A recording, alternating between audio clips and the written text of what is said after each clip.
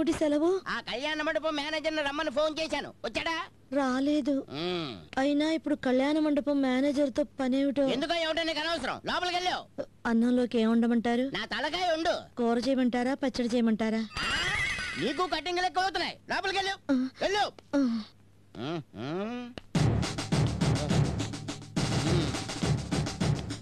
ఇక్కడ KVL guarantee ఎవరండి? నేనే. నువ్వేనా కళ్యాణ మండపం మేనేజర్వి? సర్లేరా, నాతో పాటు కూర్చో. అలా కూర్చో. నీ కళ్యాణ మండపం చూశానయ్యా, చాలా బాగుంది. Thank you very much sir. రోజుకి అద్దెంత ఏమిటి? ఇంతకీ పెళ్ళెవరికి సార్? ముందు అద్దెంత చెప్పవయ్యా. కుర్చీలు వంట సామాన్లు అవన్నీ కలిపి రోజుకి 25,000 సార్. ఓహో. ఇంతకీ పెళ్ళెవరికి సార్? ఏం చెప్తా కానీ ఇవా? నాకేనయ్యా, నాకే పెళ్లి. నేనే 2 పెళ్లి చేసుకుంటున్నాను. నీకేమైనా అభ్యంతరమా? కాదు, మరి తెలియ కొడుకు నీకేమైనా అభ్యంతరం అని అడుగుతున్నాను నేను. చెప్పు. కాదు చెప్పయ్యా. సార్ ఎన్ని పెళ్లిళ్ళైనా చేసుకోండి సార్, నన్ను క్షమించండి సార్. ముందు చేయదులు. ఇప్పుడు నువ్వు నాకు నచ్చావు. మా అమ్మాయికి అయ్యా పెళ్లి. Congrats sir. ఇంతకీ పెళ్లి ఎప్పుడు సార్? అదే తెలీదు. అయితే కళ్యాణ మండపం ఎప్పుడు బుక్ చేయమంటారు సార్? మాఘమాసంలో. మాఘమాసంలో ఏ డేట్ బుక్ చేయమంటారు? అదే తెలీదు. ముహూర్తాలు ఇంకా పెట్టుకోలేదయ్యా, అందుకే ఓ పని చేయి, మాఘమాసం మొత్తం బ్లాక్ చేసి పారే. ఎలా కుదురుతుంది సార్? పెళ్లిళ్ళ సీజన్ కుదరదు. ఎందుకు కుదరదు? కుదరదు సార్. కాదు, ఎందుకు కుదరదు? కుదరదని చెప్తున్నాను కదా. కుదురుద్ది. కుదరదు సార్. నీకు పెళ్ళయిందా? కాలేదు సార్. కాలేదా? కుదురుద్ది. నీ పెళ్లి మీద. అయ్యో సార్, నాకు అసలు సెంటిమెంట్లు ఎక్కువ సార్. ఒట్టేసి నన్ను అలా బుక్ చేయకండి సార్. ఒట్టు తీసి గట్టి పెట్టండి సార్. పెట్టను కాక పెట్టను. ఇక్కడే ఉన్నావు. వెళ్ళు వెళ్ళు, మొత్తం మాఘమాసం అంతా బ్లాక్ చేయాలి. వెళ్ళు. ఆహా, ఈ కేవీఎల్తో డ్రామాలా? నా పిచ్చి గాని అందరూ మంచివాళ్ళు ఎందుకుంటారు? కొందరు పనికిమాల వెధవలు కూడా ఉంటారు.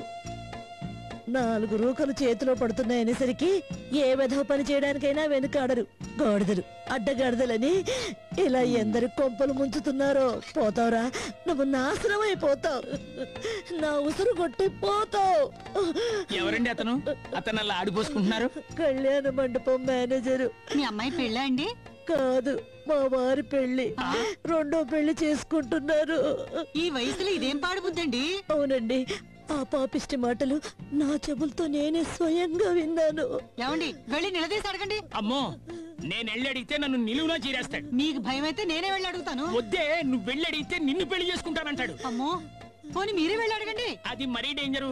మొన్న DVD ఎవరికని పెట్టాడని అడిగాడు, నేను చెప్పలేకపోయాను. అంతే, మన DVDని తీసుకుని తన ఇంట్లో పెట్టేసుకున్నాడు. ఇప్పుడు ఈ విషయం అడిగాను అనుకో, పెళ్లి ఎవరికని పెట్టారని అడుగుతాడు. నేను ఎలాగూ చెప్పలేను, నేను తీసుకెళ్లి ఇంట్లో పెట్టాను. పోనీ మీరేనే వెళ్ళి అడగండి. అమ్మో, ఆయన ఎదురుకుండా నిలబెడితేనే నా కాళ్ళు చేతులు వణిగిపోతాయి, గుండెల్లో దడ పుట్టుకొస్తుంది. అయితే సాయంత్రం ఆఫీస్ నుంచి వచ్చాక మీ శిరీష్ తో అడిగించండి. వద్దండి, చిన్న పిల్ల, దానికి చెప్పి దాని మనసు నొప్పించడం ఎందుకు? నా తలరాత ఎలా రాసుంటే అలా జరుగుతుంది. కొత్త పెళ్లి కొడుకు వస్తున్నాడు, మనం గూడు పుట్టాన్ని చేస్తున్నాం తెలిస్తే మనల్ని ఉప్పు పాత్ర వేస్తాడు. మనకేం పని ఇక్కడ? అయ్యో, ఏమిటి అశోకవనంలో సీతాదేవిలా ఎందుకు ఏడుస్తున్నావు? ఏమిటి? ఎందుకు ఏడుస్తున్నానో నాకు తెలుసు, నాకు తెలుసని మీకు తెలుసు. ఏమిటా తిక్కమాటలు? ఎందుకు ఏడుస్తున్నావు చెప్పు. నీ కష్టం నాతో కాకపోతే ఇంకెవరితో చెప్పుకుంటావు చెప్పు. అకాల వర్షంలో ఈ అకాల దుఃఖం ఎందుకేమిటి? ఏం చెప్పమంటారు? ఒకనాడు రాముల వారు నదిలోకి స్నానానికి వెళుతూ చూసుకోకుండా తన బాణం కప్ప మీద పెట్టి వెళ్లిపోయారట. ఆ బాణం బరువుకి కప్ప విలవిల్లాడిపోయిందట. అయినా కిక్కురమనకుండా అలాగే ఉందట. స్నానం చేసి స్వాముల వారు తిరిగొస్తూ కప్పను చూసి జాలిపడి ఆ బాణం తీసి, అయ్యో కప్ప, నీకింత కష్టం కలిగిందా, నాతో ఎందుకు చెప్పుకోలేదు అని అడిగాడట.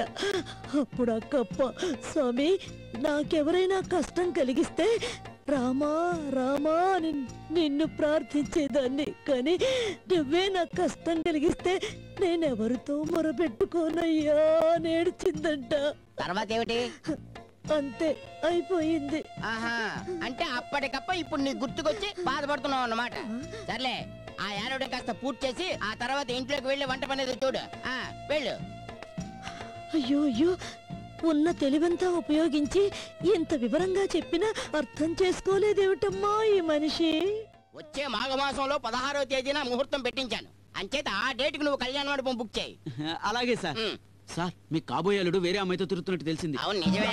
అయితే ఎందుకు తిరుగుతున్నాడో నాకు తెలుసు, మా అల్లుడికి తెలుసు, ఆ అమ్మాయి తెలుసు, మా అమ్మాయి తెలుసు. మధ్యలో నీకు తెలియాల్సిన అవసరం లేదు. లేదా? లేదు. 16వ తేదీన కళ్యాణ మండపం బుక్ చేయి. వెళ్ళిపో. అమంతా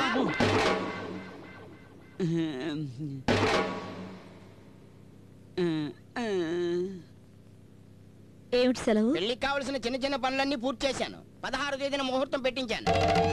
అదేమిటి పెళ్ళంటే ఆనందించాల్సింది పోయి ఆశ్చర్యపోతావేంటి? చూడు, భోజనాలు క్యాటరింగ్ ఇవ్వడం నాకు సుతరాము ఇష్టం లేదు. నీ అభిప్రాయం ఏంటి? నా అభిప్రాయం ఎందుకులేండి మధ్యలో? అదే కరెక్టే. పెన్ను పేపర్ తీసుకో. పెళ్లికి కావాల్సిన సరుకులు లిస్టు చెప్తాను, రాయ్. నేను ఆ పని చేయలేను. నార్మల్ లిస్టు రాయడం కూడా పెద్ద పనా? వెళ్ళు.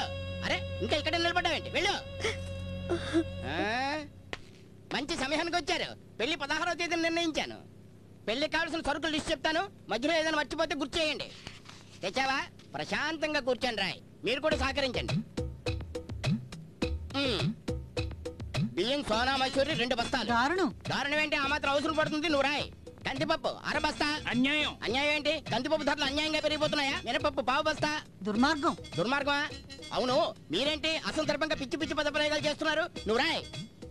శనగపప్పు 1/2 బస్తా. పెసరపప్పు 1/2 బస్తా. పంచదార 2 బస్తాలు. మంచినూనె 25 కేజీలు. డాల్డా 2 డబ్బాలు. నెయ్యి 2 డబ్బాలు. జీడిపప్పు 10 కేజీలు. బాదం పప్పు 5 కేజీలు. సాయి పెసరపప్పు 10 కేజీలు. మిరియాలు 10 కేజీలు. జీలకర్ర 2 కేజీలు. ఆవాలు 2 కేజీలు. బెల్లం 15 కేజీలు.